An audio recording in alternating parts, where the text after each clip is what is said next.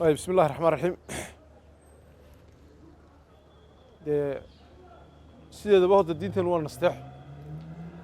marka dee nasteexada inagoo diinta qaadanayna un baynu leenahay dadka dhibaatooyinka xanuunada la nool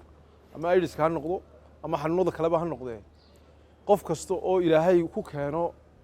horta waa qadarka ilaahay buu ku yimaadaa wax waliba marka qofka ilaahay xanuunkaa ku keenaana waa inuu ku samro xumaanu kuma yimaada siyaabo badan buu ku yimaadaa oon xumaan ba ahayn marka waxa weeyaan samirka qofka bini'aadamka baa leegaya waa inuu qofku xagga ilaahayna u noqdo kuna samro wixii ilaahay ku qadaro taas waa qodobka labaadna waa bulshada dadku la nool yahayo inaan la takoorin oo qofka bini'aadamka ahi dee in la soo dhaweeyo oo uu dadka ka mid noqdo oo isaguna qof ilaahay ku xidhan uu noqdo dadkuna ay si dhow ugu naxariistaan sidii ilaahay yidhi isugu naxariista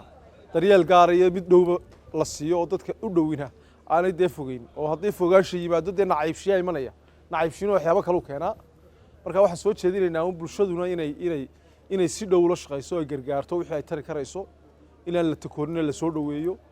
qofkuna qof ilaahay ku xidhan oo dib u noqdo ilaahay la nool inuu noqdo ayuunbaan intaasaan soo jeedinaynaa dee qodob saddexaad maba jiraan u malaynayaa waa labadaa qodob un baan filayaa marka bulshadana waxaan ugu baaqaynaa in aan la takoorin qofka dhibtu la noolna waxa weeyaan inuu isna xagga ilaahay u noqdo qodobka saddexaad waxa weeyaan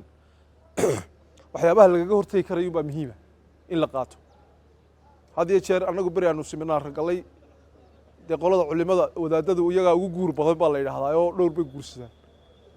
marka berigaa markii siminaarkii la geeyey baa markii siminaarkii wixii la akhriyey baa markii dambe la yidhi bal shaybaadhka wadaadada u gala idinkaa ugu guur badane ismana baadhaan markaa guursanaysaan